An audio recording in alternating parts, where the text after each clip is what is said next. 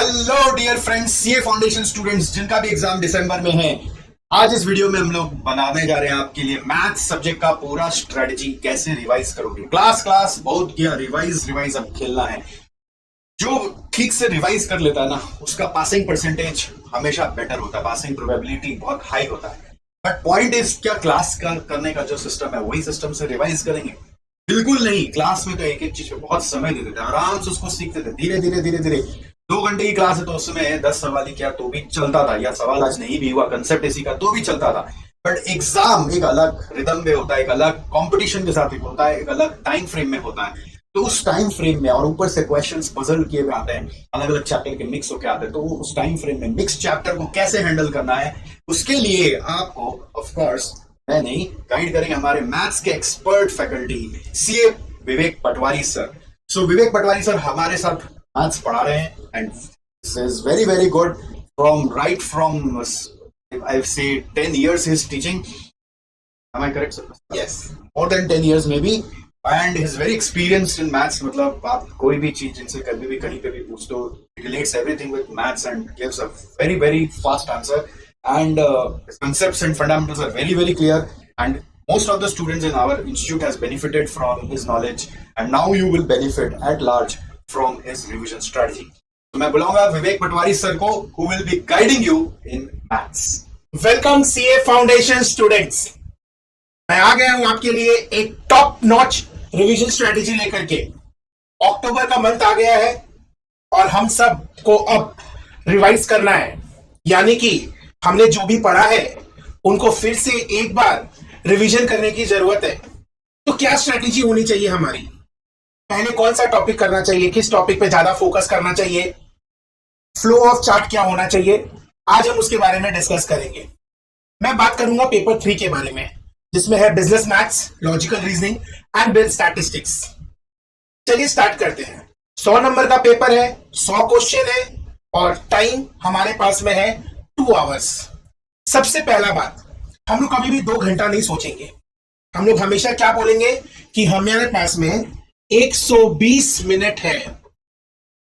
इलाज the concept, ताकि हमको और बेटर फील हो। 2 घंटा सोचने में बहुत छोटा लगता है, बहुत कम लगता है, लेकिन जब हम 2 घंटे को 120 मिनट सोचेंगे तो वो बहुत बड़ा लगेगा हमें। एंड इस 2 घंटे में हमको सॉल्व करने हैं 100 क्वेश्चन। कितने सॉल्व करने हैं? 100 क्वेश्चन। सो अगर मैं डिवाइड करूं तो हमारे पास में है 1.2 मिनट्स पर क्वेश्चन, जो कि बन जाता है 72 सेकेंड्स। तो दूसरा जो चीज हमको ध्यान रखना है रिवीजन करते वक्त, हम जब भी कोई भी चैप्टर को रिवाइज करेंगे टाइमर के साथ करेंगे। हम एक सेट सॉल्व कर रहे हैं तो टाइमर लगा के सॉल्व करेंगे कि आप 2 घंटे में, 3 घंटे में, 4 घंटे में आपने कितना क्वेश्चन सॉल्व किया। वो time management is very important. अभी तक हम लोग सॉल्व कर रहे थे, मैं कर रहा था, आप कर रहे थे, दोनों मिलके कर रहे थे, XYZ कोई भी तरीके से कर रहे थे। लेकिन अब जब हमको सॉल्व करना है विथ रेस्पेक्ट टू टाइम को ध्यान में रख के करना है, क्योंकि व्हाट इज द रेस्ट्रिक्टेंट फैक्टर और the limiting factor in the exam is the time. Knowledge abundance में हमारे पास में आता भी हमको सब है, लेकिन अगर टाइम पे नहीं आया तो उस आने को आना नहीं बोलेंगे। तो एक चीज हम लोग को ध्यान रखना है रिवीजन करते वक्त कि time management is the key, जो कि एग्जाम में one of the key factors रहेंगे सक्सेस के लिए। ठीक है, तो अभी तक हम लोग ने बात किया 2 चीज के बारे में, कि हम लोग जब सोचेंगे 2 घंटा नहीं सोचेंगे, 120 मिनट सोचेंगे, और दूसरा हम लोग जब भी सम सॉल्व करेंगे with respect to timer solve करेंगे।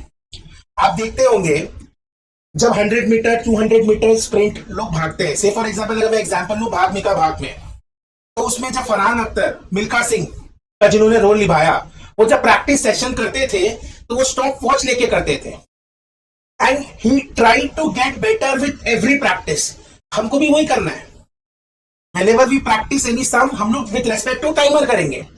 टाइमर के साथ करने से हमको स्कोप ऑफ इंप्रूवमेंट समझ में आता है। अब आप कंफ्यूज होंगे एक चीज पे कि सर क्या सारा सम्स विद इन 72 सेकेंड्स होना चाहिए? नहीं, सारे उंगली समान नहीं है। उस तरीके से सारा क्वेश्चन 72 सेकेंड्स के अंदर अटेम्प्ट नहीं होगा। पेपर का स्टैंडर्ड वैसे ही सेट रहता है जैसे कि थ्योरी क्वेश्चन। वो आप क्वेश्चन पढ़ेंगे, ऑप्शंस को एनालाइज करेंगे, it will get solved in a fraction of seconds. May be आपका पढ़ा हुआ होगा तो तुरंत ही हो जाएगा, हार्डली 5-6 सेकंड्स। बट एक चीज जो बच्चे भूल जाते हैं, खाली मेरे सोचने से पेपर कंप्लीट नहीं हो जाता है, सोचने के बाद उसको ओएमआर शीट में सर्कल भी करना पड़ता है। ये भी उस 72 सेकेंड्स के अंदर ही आता है। तो आपको ये चीज समझना पड़ेगा, 72 सेकेंड्स तो अल्टीमेटम है। तो depending upon the type of question हमको टाइम यूटिलाइज करना है। थ्योरी क्वेश्चन में टाइम कम रखेंगे हम, प्रैक्टिकल क्वेश्चंस में टाइम ज्यादा रखेंगे। तो 3 जो मैंने मेजर अभी आपको डिस्कस किया है, एक तो वो है आपको 120 मिनट सोचना है, दूसरा आपको विथ रेस्पेक्ट टू टाइम करना है, स्टॉप वॉच टाइमर, और तीसरा सारे क्वेश्चन में 72 सेकेंड्स का टारगेट नहीं रखना है। थ्योरी क्वेश्चन में टारगेट कम होना चाहिए, नॉर्मल एमसीक्यूज में एवरेज, और जो थोड़े से स्टैंडर्ड एमसीक्यूज होते हैं उसमें अपने 2 से 2.5 मिनट का एवरेज मान के चलेंगे। ऐसे ही बैलेंस होगा, ठीक है। चौथा चीज जो बहुत इंपॉर्टेंट है, रिवाइज करते वक्त जहां पर भी आपको प्रॉब्लम लगे वहां आपको रेड फ्लैग करना होगा। सर ये रेड फ्लैग क्या होता है, मैं दिखाता हूं आपको। से फॉर एग्जांपल कोई क्वेश्चन में मेरे को प्रॉब्लम हो रहा है, तो वहां पर मैं ऐसे फ्लैग बना दूंगा, वहां पर मैं ऐसे फ्लैग बना दूंगा। सर फ्लैग बना दूंगा मतलब, क्योंकि ये क्वेश्चन मेरे से नहीं बना एक बार में, इस क्वेश्चन में प्रॉब्लम है तो मेरे को वापस से रिवाइज करना है। ऐसा कोई भी आप साइन बना लीजिए। या कोई क्वेश्चन मैंने बोला होगा क्लास में बहुत ज्यादा इंपॉर्टेंट है, तो आपको क्या करना है, वहां पर स्टार बना देना है, depending upon the importance of the question.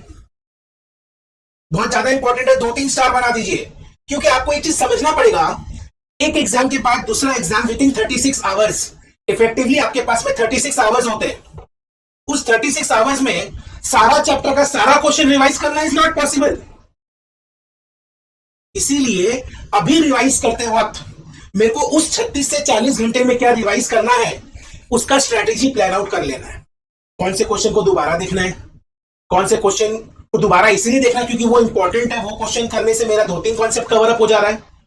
तो इस टाइप का जो स्ट्रेटेजी है ये आपको अभी से बना के रेडी रखना है, क्योंकि स्टूडेंट टू स्टूडेंट डिफर करेगा उसको किस सम में प्रॉब्लम हो रहा है, किस सम में प्रॉब्लम नहीं हो रहा है। मैं आपको बता सकता हूं ऑन द एक्सपीरियंस बेसिस कि बेटा ये क्वेश्चन करके जाना बहुत इंपॉर्टेंट है, बट हो सकता है कि मेरा जो इंपॉर्टेंट है वो आपको चुटकी बजा के हो जाता है।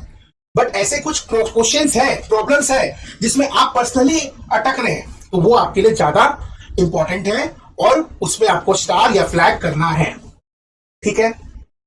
तो स्टूडेंट वाइज हर स्टूडेंट को अपना जो फैक्टर है वो संभाल के चलना है कि ये ज्यादा इंपॉर्टेंट है, इसमें को प्रॉब्लम हो रहा है, इसमें को प्रॉब्लम नहीं हो रहा है। क्योंकि आप एक चीज समझो, आपके हिसाब से क्या कौन से एरिया पे प्रॉब्लम हो रहा है आपको। से फॉर एग्जांपल साइमल्टेनियस इक्वेशन 100 में से 99 स्टूडेंट्स आराम से कर लेते हैं, हो सकता है किसी एक स्टूडेंट को प्रॉब्लम हो रहा है तो उसको साइमल्टेनियस इक्वेशन में ज्यादा फोकस करना है। तो कौन से चैप्टर पे ज्यादा फोकस करना है मैं अपने हिसाब से बता दूंगा आपको, बट आपको भी किसी चैप्टर में प्रॉब्लम हो सकता है, उसको आपको ज्यादा टाइम देना है अकॉर्डिंग टू यू, वो बहुत इंपॉर्टेंट होगा, ठीक है। चलिए बातें चैप्टर्स के ऊपर में, ठीक है। 40 नंबर का मैथ्स, 20 नंबर का लॉजिकल रीजनिंग, 40 नंबर का स्टैट्स। हम लोग लेवल वाइज ऊपर जाएंगे।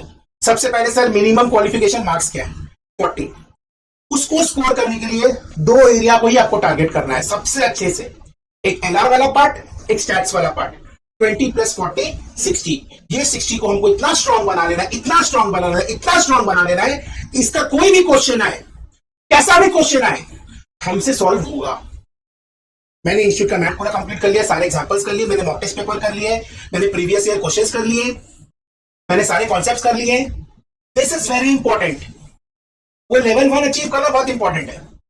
एलआर तो सभी बच्चों को जितने बार भी वो प्रैक्टिस कर रहे हैं 100% सक्सेसफुल रहना है उसमें, एलआर में, लॉजिकल रीजनिंग में, क्योंकि ये एक ऐसा टॉपिक है जो इक्विलिब्रियम पर है। यहां आप ये नहीं बोल सकते मेरा तो मैथ्स नहीं था, या मेरा मैथ्स था, मेरा स्टैट्स पार्ट वीक है या मेरा स्टैट्स पार्ट स्ट्रांग है। दिस इज लॉजिकल रीजनिंग, ठीक है ना। तो ये एक न्यूट्रल टॉपिक है जो सारे बच्चे को बहुत अच्छे से प्रैक्टिस करके जाना है, ठीक है। आप इंस्टीट्यूट का मैथ पूरा सॉल्व कर लीजिए, आप एमटीपी पूरा सॉल्व कर लीजिए एंड कॉन्सेप्ट्स को बार बार रीइटरेट करिए, वो बहुत इंपॉर्टेंट होगा आपके लिए, ठीक है। अब मैं आता हूं स्टैट्स में। स्टैट्स में अगर आपको स्टार्ट करना है, सबसे पहले आप स्टार्ट करेंगे बेसिक कॉन्सेप्ट से। कहां से स्टार्ट करेंगे आप स्टार्ट करेंगे बेसिक कॉन्सेप्ट से। बेसिक किया आप लोगों ने, बेसिक में 3 से 4 क्वेश्चन थ्योरी का पूछता है, फिर प्रैक्टिकल भी पूछ सकता है छोटा छोटा। बेसिक करने के बाद आप डिस्पर्जन में चले जाइए।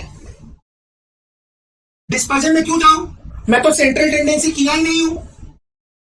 डिस्पर्जन के साथ साथ सेंट्रल टेंडेंसी भी रिवाइज होगा। आपको एक चीज समझना पड़ेगा, आप रिवीजन कर रहे हैं, आप सीख नहीं रहे।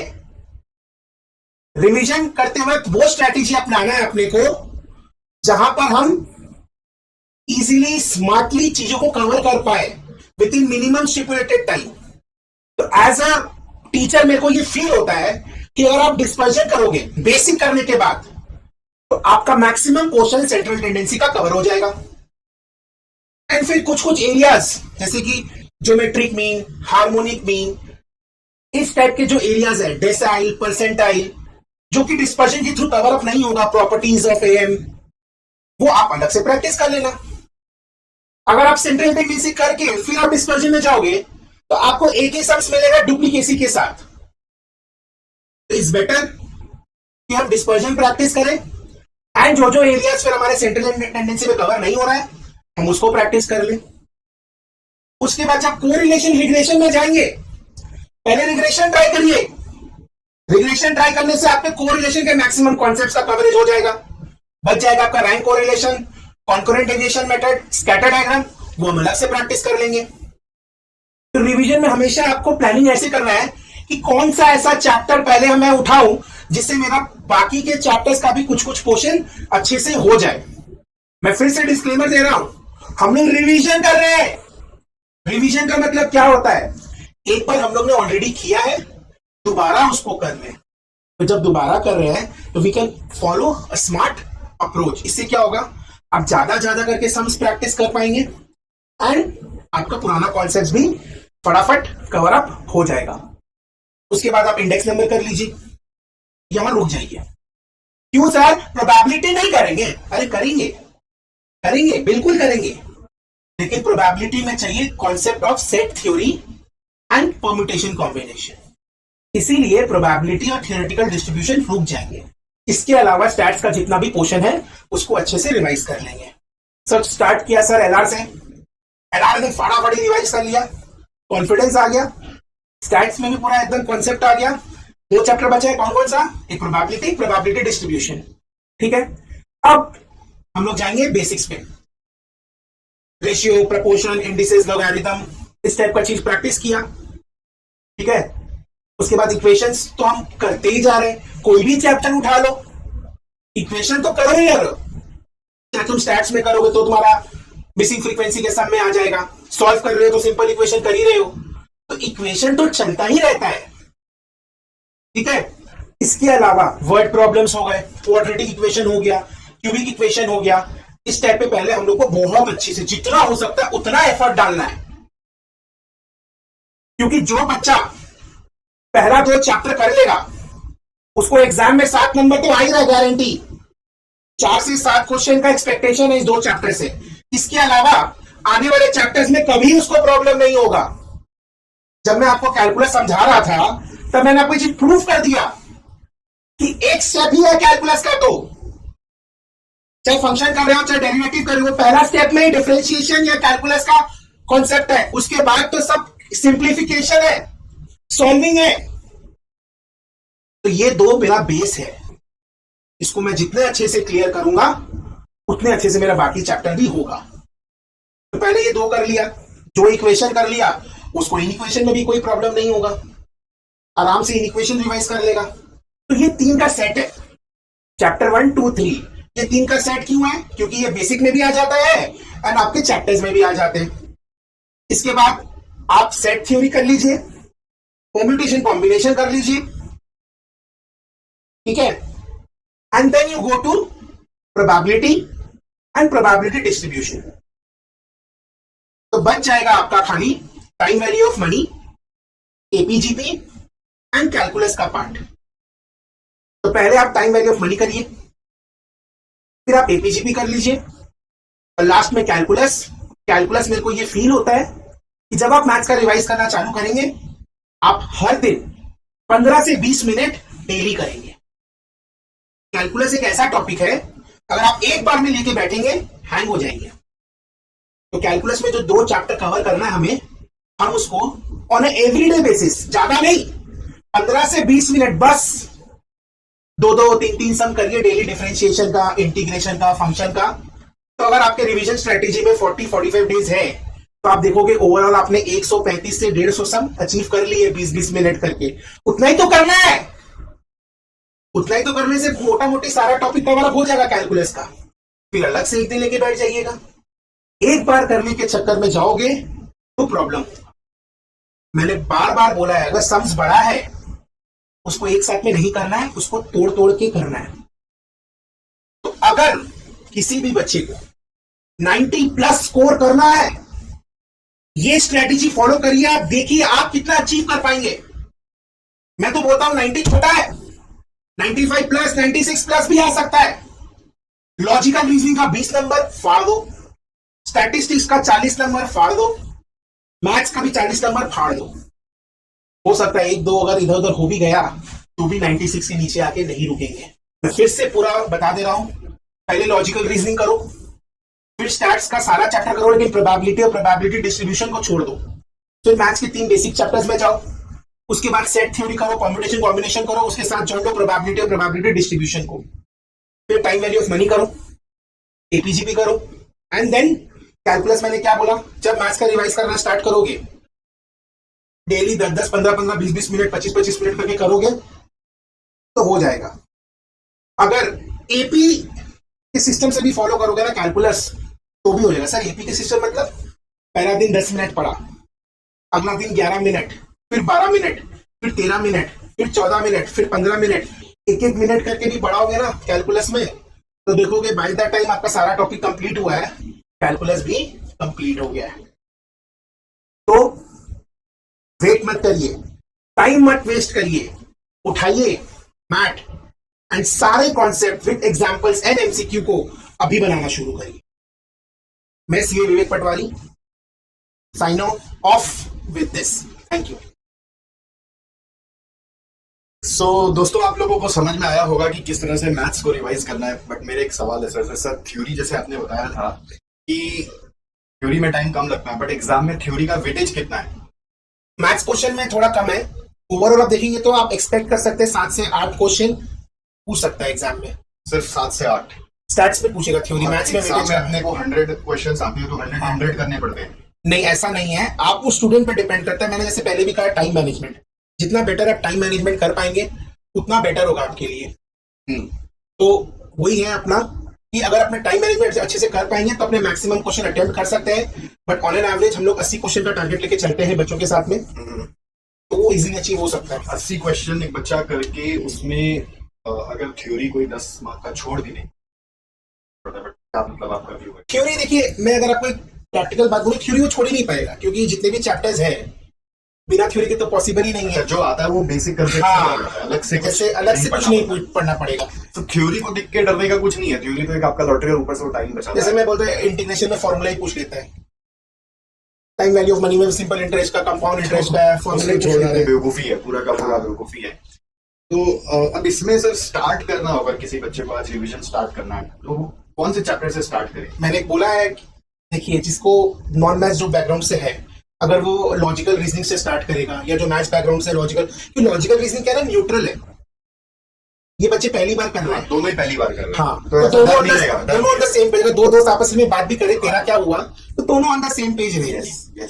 एंड देन लॉजिकल रीजनिंग के बाद अगर किसी को मैथ्स बहुत ज्यादा पसंद है तो वो मैथ्स वाला अप्रोच पहले फॉलो कर सकता है। बट मेरे हिसाब से logical reasoning, stats and then maths and calculus का, जैसे मैंने बोला है, डेली थोड़ा थोड़ा करो तो वो अच्छा रहेगा। जब पूरा दिन मैथ्स खत्म करके फिर मैथ्स के साथ दूसरा सब्जेक्ट नहीं नहीं, डेफिनेटली थोड़ा थोड़ा करके, पूरा दिन तो स्ट्रेटेजी में है ही नहीं। स्ट्रेटेजी इज लाइक 45-50 डेज का स्ट्रेटेजी, थोड़ा थोड़ा करके करेंगे। मे बी 3 आवर्स, किसी को बहुत अच्छा लगता है तो वो 4 आवर्स भी कर सकता है, डिपेंडिंग एक साथ अपॉन दो सब्जेक्ट कितना। हाँ, दो सब्जेक्ट चलाओ, एक मैथ्स के साथ एक थ्योरी चलाओ। मैथ्स प्रैक्टिकल है, थ्योरी भी हो जाएगा आपका। एक साथ खाली मैथ्स लेके बैठे रिटेन रहेगा तो ज्यादा बेटर है। यस। और स्टार्ट करने के लिए सर क्या करेंगे, मतलब क्लास का नोट्स को पहले पढ़े, डेफिनेटली, क्योंकि क्या है, करें। क्लास के नोट्स को रेफर करना इज वेरी इंपॉर्टेंट, क्योंकि वही बच्चे के दिमाग में ऑलरेडी बैठा हुआ है। अगर वो किसी और चीज से स्टार्ट करता है तो हो सकता है कि उसको थोड़ा डेविएशन मिले। तो क्लास का सम से स्टार्ट करें कि हाँ, इंस्टीट्यूट लेवल से स्टार्ट? क्लास के नोट्स में सम्स करे, और साथ में बगल में इंस्टीट्यूट का मैट खोल के रखे। जहां तक मेरा एक्सपीरियंस बोलता है 99% कवरेज रहता है। ओके।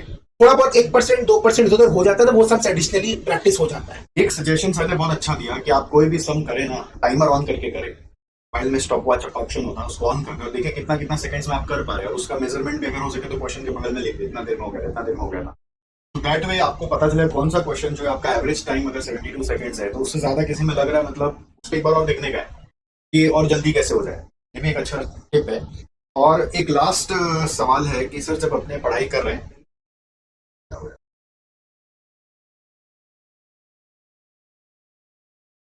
तो जब अपने पढ़ाई कर रहे हैं तो अ, अपने को मॉक टेस्ट भी देना है क्या, मतलब कि सिर्फ इंस्टीट्यूट मैट और क्लास का नोट सॉल्व करें, क्या करें? देखिए, बहुत अच्छा, अगर मॉक टेस्ट के लिए टाइम निकाल सकते हैं स्टूडेंट्स, वेरी गुड। या फिर मैं तो ये भी बोलूंगा, अगर आप मॉक टेस्ट के लिए टाइम नहीं निकाल पा रहे तो ऑलरेडी इंस्टीट्यूट के मैट में सेट बनाया हुआ है, क्यों ना उसी सेट को आप मॉक टेस्ट की तरह ट्रीट करें, टाइम का लगा करके। इलोंगेटेड सॉल्यूशन नहीं है, एमसीक्यूज दिया हुआ है, ऑप्शंस दिए हुए हैं। तो बाकी जो नहीं होता है वो अपने रिस्पेक्टिव टीचर से आप पूछेंगे ना। We are already there, we are always available. But point is mock test मुझे ऐसा लगता है कि आपको देना जरूर चाहिए, क्योंकि इससे रियलिटी चेक समझ में आता है कि 2 घंटे में कितना कर पाएगा। पता चला नहीं तो आप एक ही पेपर को आप 80 क्वेश्चन में भी पता चला 4 घंटे ले रहे हो। बच्चों के साथ ऐसा होता है कि वो जज नहीं कर पाते कितना देर में हम कितना क्वेश्चन कर रहे हैं। सब कुछ आता हुआ पेपर में भी पता चला ना करना चाहिए, वो बहुत कम आप करके आ रहे हैं। तो इसलिए बहुत ज्यादा जरूरी है कि आप कम से कम, मेरे राय में 3-3 पेपर हर सब्जेक्ट का जो मॉक टेस्ट पेपर इंस्टीट्यूट मैट के पीछे में ही डाला हुआ रहता है, इंस्टीट्यूट से ही जो आता है उसी को सॉल्व जरूर करें पूरा प्रॉपर बैठ के। और ये अभी आज हम लोग ये बता रहे हैं आपको, ऐसा नहीं कि आपको तो कल एग्जाम देना है। We have created this video 2 months ago, and 2 महीने में आप इतना, अगर एक सब्जेक्ट मैथ्स का आधा दिन लेके चलोगे, अगर एग्जाम्पल के लिए सर कितना दिन में मैथ्स खत्म हो सकता है पूरा राजन बच्चा का? देखिए, जो रेगुलर जो टाइम लगता है उससे 50% 60% में हो जाना चाहिए। तो रेगुलर मैं मानता हूँ 3-3.5 महीना लगते हैं बच्चों को कंप्लीट करने में। तो अब इसको 1.5 से 1.5 महीना अप्रोक्सीमेटली लेके चलते हैं अपने। तो कम लेके चलेंगे तो बच्चे 10% 20% प्लस में जाके रुकेंगे। 1-1.5 महीना में खत्म हो जाएगा। हाँ, पैरेलली एक एक सब्जेक्ट चलता रहेगा, ठीक है। जैसे लॉ हो जाएगा, फिर लॉ के बाद इको ले आओ, फिर लास्ट में कर लेना। जब ये तीनों खत्म हो जाए फिर एक साथ बैठ के अकाउंट्स कर लेना। अकाउंट्स ऐसे भी आपको नॉर्मली, अगर आप कॉमर्स से है तो आपको इजी लगता है, बट ये तीनों आप इस तरह से मैनेज कर लो। लॉ के साथ इको और लॉ को, मैथ्स के साथ इको और लॉ को खत्म कर लो, फिर एक साथ अकाउंट्स पढ़ लेना। ये अराउंड 30-40 डेज का स्ट्रेटजी है। के बाद पूरा फोकस टाइम अकाउंट्स पे दो, फिर काम हो जाएगा। I hope it was useful for you and wish you all the best. Revise करिए, कुछ भी सवाल हो कमेंट में पूछना मत भूलिएगा, will be happy to answer. तब तक ध्यान रखिए अपना।